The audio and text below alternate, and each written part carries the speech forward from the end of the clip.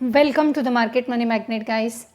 आज यहाँ इस वीडियो में हम बात करने वाले हैं कुछ स्पेसिफिक स्टॉक्स जिनमें आज अच्छी गिरावट मोर देन 1% की देखने को मिली, किसी में 2% मोर देन देखने को मिली। उनके स्पेसिफिक रीजंस पे जानेंगे, लेकिन ओवरऑल जो मार्केट में लास्ट नेगेटिविटी देखने को मिली है उसके पीछे के भी कुछ कारण हम पहले जान लेते हैं। ओवरऑल रीजंस जो है जो जिस वजह से स्टॉक्स ही गिरे आज पूरे, उसमें सबसे पहला रीज़न तो ये देखने को मिला कि हेवी एफआईएस का सेलिंग है। फॉरेन इंस्टीट्यूशनल इन्वेस्टर जो है उन्होंने थाउजेंड्स ऑफ करोड़ जो है इंडिया से वाइप आउट कर लिए हैं। सेकेंड, जो वीक ग्लोबल मार्केट कर्व है, यानी ग्लोबल मार्केट ही निगेटिव में, एशियन मार्केट ले लो या यूएस मार्केट देख लो, दोनों में ही हमें वीकनेस देखने को मिला, जिसका इम्पैक्ट हमें इंडियन इक्विटी पे भी देखने को मिला है। तीसरा, जियोपॉलिटिकल टेंशन, जो एक रेजिंग ग्लोबल रिस्क सेंटिमेंट है और इन्वेस्टर्स का मूव जो सेफर असेट की तरफ जा रहा है, ये दोनों ही फैक्टर जो हैं आज हमें निगेटिविटी में देखने को मिले, जिस वजह से हम एक फोर्थ रीज़न भी देख सकते हैं कि 5 लाख करोड़ का वेल्थ जो है वाइप आउट हो चुका है, क्योंकि सेंसेक्स करीबन 900 से 1000 पॉइंट तक गिरते हुए देखने को मिला। निफ्टी भी 25,200 तक ड्रॉप होते हुए देखने को मिली है। वहीं पे आईटी सेक्टर की बात की जाए तो आईटी सेक्टर का कुछ परफॉर्मेंस तो बेटर ही रहा आज, लेकिन आईटी सेक्टर में फिर भी वीकनेस है। एक बिगर फैक्टर हमें पूरे फेब में देखने को मिला, क्योंकि एआई का जो फियर है आईटी सेक्टर पे वो बड़ा है, और सेक्टोरियल लॉस जो है ये भी हमें बहुत ज़्यादा देखने को मिल रहा है। तो बेसिकली इन फैक्टर्स की वजह से निगेटिविटी डेफिनेटली आज रही है आईटी सेक्टर में और पूरे इंडियन मार्केट में। अब हम देख लेते हैं स्पेसिफिकली हम कुछ स्टॉक्स जिनमें हमें हेवी निगेटिविटी देखने को मिली और उसके पीछे के रीजंस क्या है। सबसे पहले अगर हम बात कर ले बजाज फिनसर्व की, तो बजाज फिनसर्व में आज आप देख सकते हैं करीबन 2.29% की गिरावट at the end of the market देखने को मिली, क्लोजिंग ऑफ द मार्केट देखने को मिली। ड्यूरिंग द मार्केट यही गिरावट 2 से 3% की हमें देखने को मिल रही थी। फाइनेंशियल स्टॉक जो है ड्रैग हुए हैं, ये इंडिकेट करता है ब्रॉडर मार्केट ही अंडर परफॉर्म है। जेन्युइनली फाइनेंस के अगर स्टॉक ड्रैग होते हैं तो हम यही इसका आउटकम निकालते हैं कि जो ब्रॉडर फाइनेंशियल मार्केट है वो ही अंडर परफॉर्म करता हुआ देखने को मिल रहा है।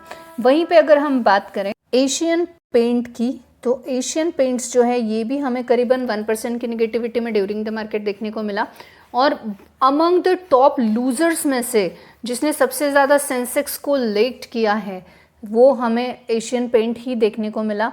एफएमसीजी और कंज्यूमर के स्टॉक्स अंडर प्रेशर है ही ऑलरेडी, तो ये वीक मार्केट सेंटिमेंट की वजह से हमें जो है एशियन पेंट भी निगेटिविटी में देखने को मिला। जो नेक्स्ट स्टॉक है हमारे लिस्ट में वो है महिंद्रा एंड महिंद्रा।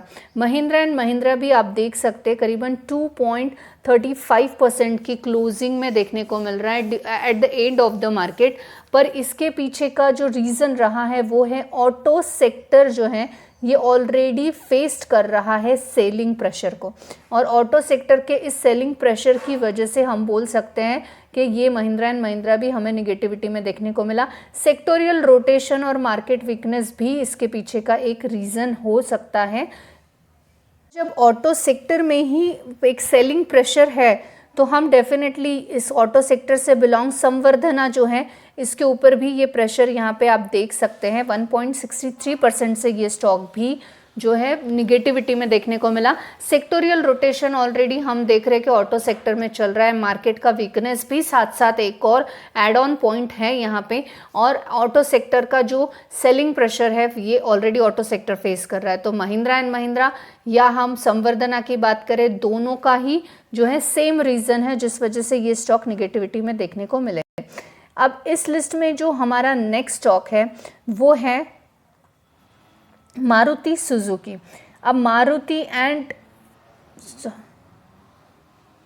इसमें भी आप देख सकते हैं करीबन आज 2.50% की गिरावट देखने को मिल रही है।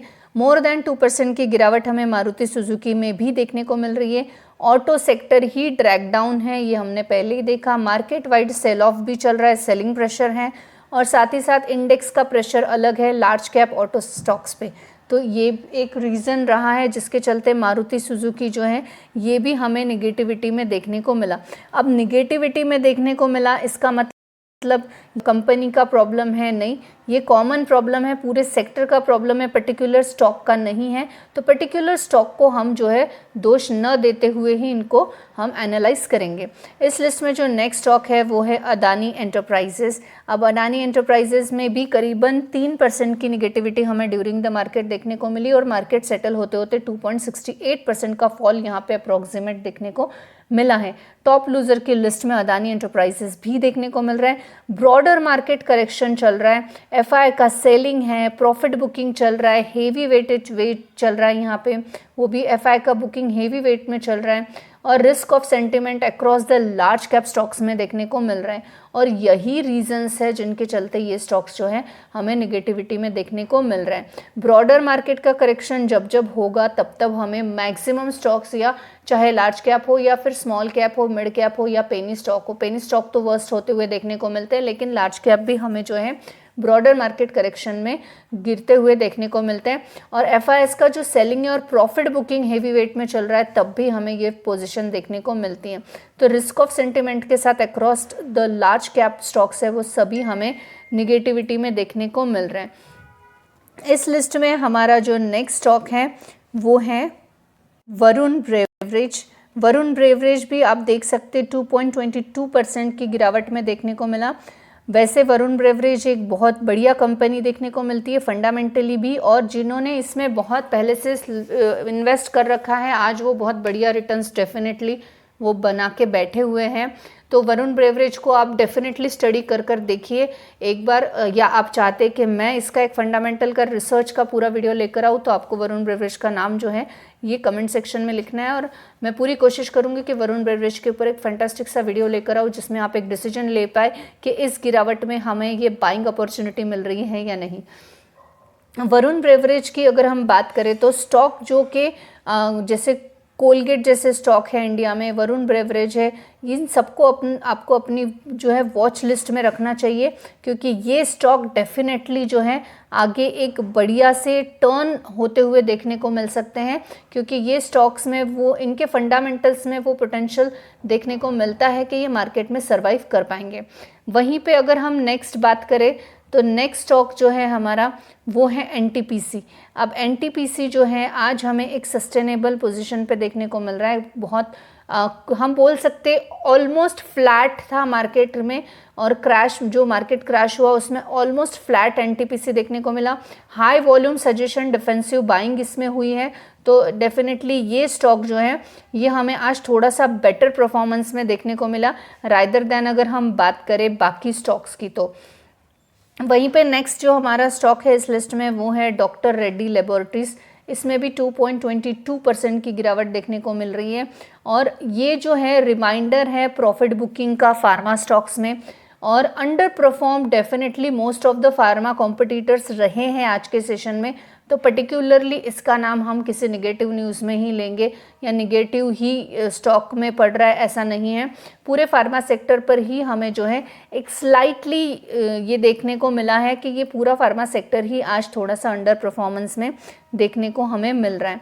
इस लिस्ट में जो हमारा नेक्स्ट स्टॉक है वो है कोटक महिंद्रा बैंक।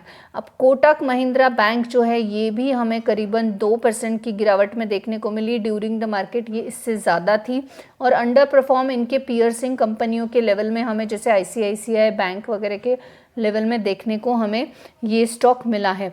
इस लिस्ट में अगर हम नेक्स्ट बात करेंगे तो वो है बजाज फाइनेंस की। अब बजाज फाइनेंस भी हमें करीबन 1.60% तक की डिक्लाइन होता हुआ देखने को मिला और ट्रेडिंग वॉल्यूम भी लोअर रहा है एवरेज से और ये इंडिकेट करता है इन्वेस्टर्स का कॉन्शियसनेस इन्वेस्ट करने के पहले स्टॉक में। अब यहाँ पे अगर एक और स्टॉक की बात कर ले तो वो है भारतीय एयरटेल जिसके ऊपर हमने एक डिटेल वीडियो बनाया है। तो आई होप आपने वो देखा होगा, नहीं देखा है तो आपको जाके डेफिनेटली देख लेना चाहिए। This video is only for the educational purpose. I am not giving any recommendation here, neither buy nor sell. I hope this information is informative for you. Thanks for watching.